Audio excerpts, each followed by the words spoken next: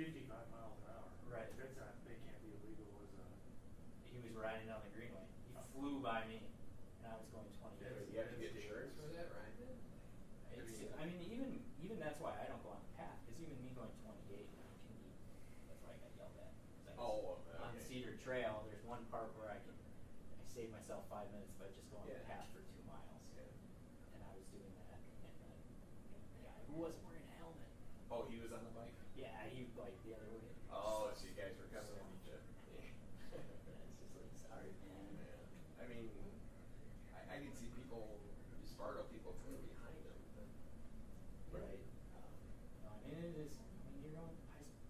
I see people on their tri bikes. Like on my tri bike, I'm still going 20 miles an hour. I'm sure that biker was. And I see people that are way faster than me. True bicyclists. That are true bikers that are like flying down the path too. Oh yeah, those. I still have a long haul trucker that has probably got 24,000 miles on it. Really? That I bought in 2012. Yeah.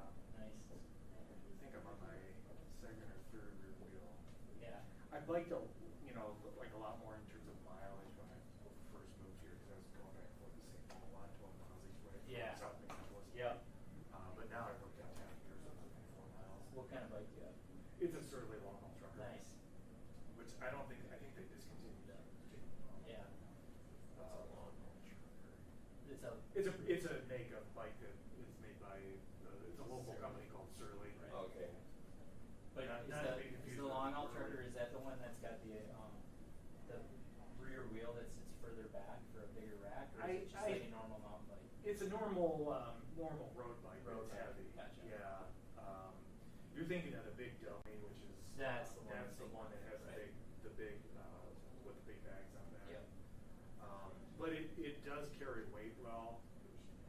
My kids were. I mean, that's why in the first 3 years I wore out the rear wheel because I was towing my kids a lot in the Right. trailer, and like tag along with a trailer attached to it. I still think kids are good at that, which I don't do anymore because they're older. But Still on the tag along.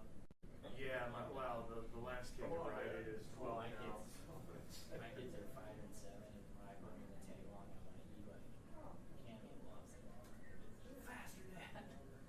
It's flying. No, I do the tag because I had a Burley tag along, which is the kind of it has that weird attachment to the rack. Right. It doesn't go to the seat post like most of them.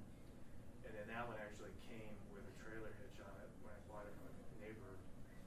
So I had to attach a Burley trailer to that. Oh, nice. So I had this big train going. Yeah, you get the tag along. My son, when he was just a baby, I mean, riding this car seat in that. But I haven't even. I have that trailer stored away. Yeah. Do you ride to work every day? Yeah, I do. I mean, even in the winter a little bit. I have a different bike with a belt drive that I'll use in the winter if the roads are completely fast. What's the mileage you get off a tire? I mean, I'm sure tires vary, but. I use Schwalbe tires, so I mean it's every couple of years I gotta change them out. Mileage wise, I don't know. I mean, but I just changed mine at 5,000. I have 5,000 miles, and my tires were pretty bald. I have a bike computer that I've had for about 20 years, and I put it on this bike. I reset it when I bought this bike, and yeah, it's like up to 24K in there now. Did you go on first? No, so Yeah.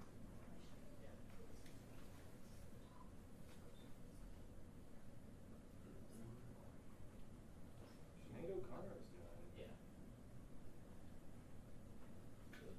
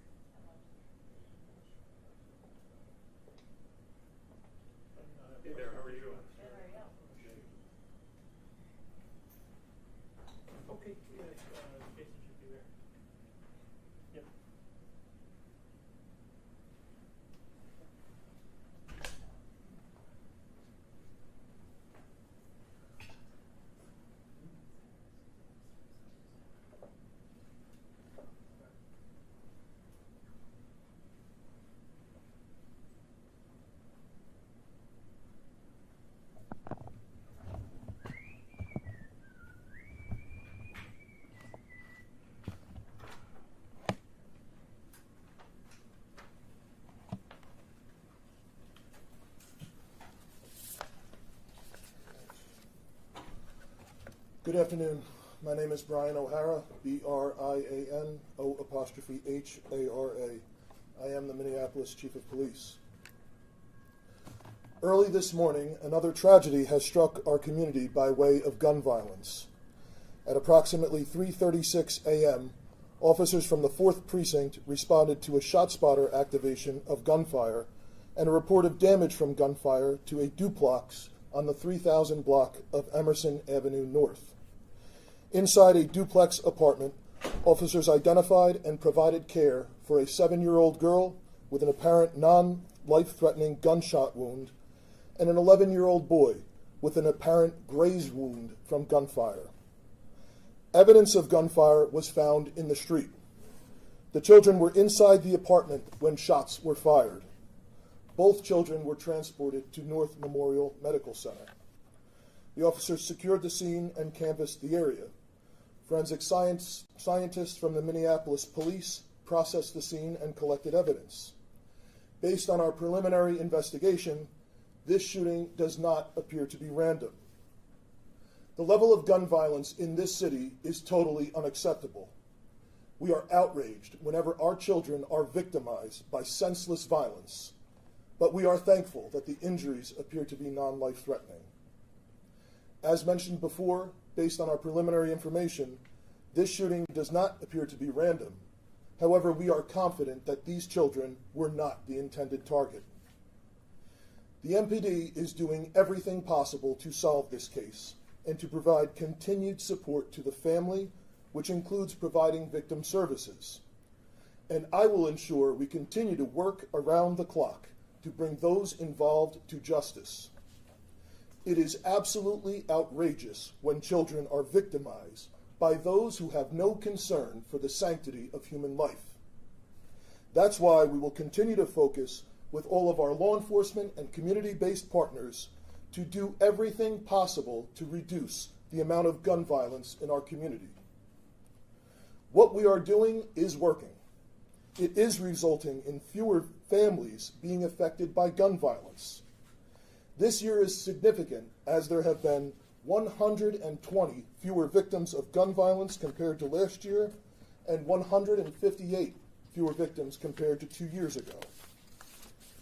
And despite the typical spike in crime that comes in the warmer months in this city and in others around the country, this summer, the number of shooting victims in Minneapolis is at pre-pandemic levels. When you compare the number of gunshot victims from May through today, we are at the lowest, we are below the last 3 years, and we are on par with 2019. However, any instance of gun violence in our community is totally unacceptable, and it cannot be normalized in our thinking. The injury of 2 innocent children is a clear reminder that more needs to be done, and we need everyone to be committed to addressing this problem. In a city where we are rightfully focused on police reform, we also need everyone to come together and do everything possible to stop the unacceptable levels of crime and violence that have plagued some of our most vulnerable residents for too long. I will ensure that the MPD continues to be laser focused on addressing this problem, and we need everyone involved to do their part. Are there any questions? Yes, Chief. What's the condition of the kids right now, as far as you know? Their condition is stable. And the boy suffered the graze wound. Where was the girl hit? The injury was to the knee. And, Yes. and with the boy, where was the graze wound? I don't have that information offhand. I'll get that. Chief, do you know how many shots were fired, and was there a switch or something like that involved? I know it's a ShotSpotter activation. There's more I cannot say because of the investigation. However, I think it's too early to tell. It's definitely too early to say if a switch was involved. However, it's clear that at least some of the gunfire was automatic gunfire, which means it could have been a switch or it could have been something that is already an assault weapon. So there were more bullets that went into the unit that didn't hit? No, there is ballistic evidence that was recovered from the scene. And when you say evidence of gunfire, you mean shell casings in shell casings, damage to property, yes. And sorry, just to clarify there, so there was only the 2 shots that entered the unit that we know of? Like, I guess I'm trying to figure out where They're the only, those are are the only 2 injuries.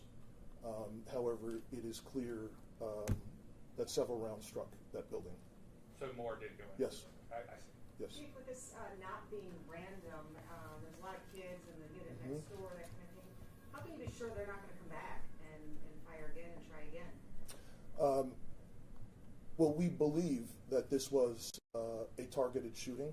However, we are certain that these two children were not the intended target. Is and the target gone? we are continuing to pursue leads, and I will ensure that we work around the clock to ensure that this does not escalate any further. What happens to families as far as protecting them when something like that happens? Do they get moved to a safer place?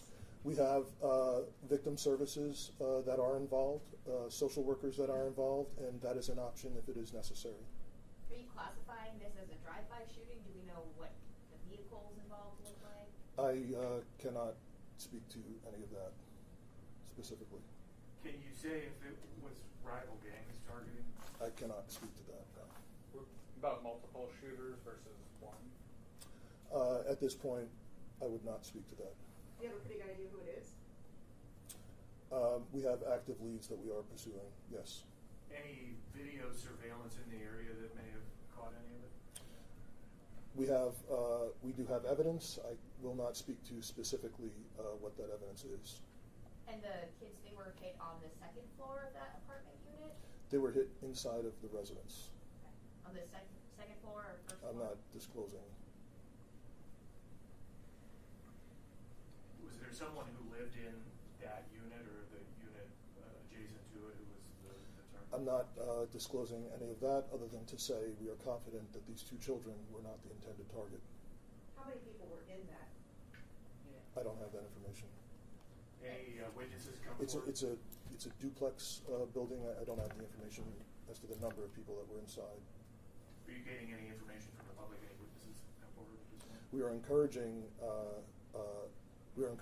anyone that has information, even anonymously, to contact our tip line. And that is precisely what I mean by we need everyone involved, to come forward who may have information that could be helpful, and to take this as seriously as it needs to be taken. Just clarifying, no arrests at the moment? There are no arrests at this time, no. How do you know it was targeted? That's a matter that's confidential at this point because it is a part of the investigation, but I am confident that this was not random, and I am also confident that these two children were not the intended target. You may have mentioned, do you believe it was one person or several people that... I'm not speaking to that at this time. You mentioned earlier, Chief, about the drop in shootings this year over last year. Are you able to credit the arrests and the charges filed against the 45, 50 election gang members by the feds? Well, I think that is certainly a part of it, but I don't think it's possible to say any one thing alone is responsible. There's also a lot of credit that needs to be given to community and a lot of community-based work that has been done, as well as individual work by a number of our officers, members of the Sheriff's Office, the BCA, and the state who have been very helpful.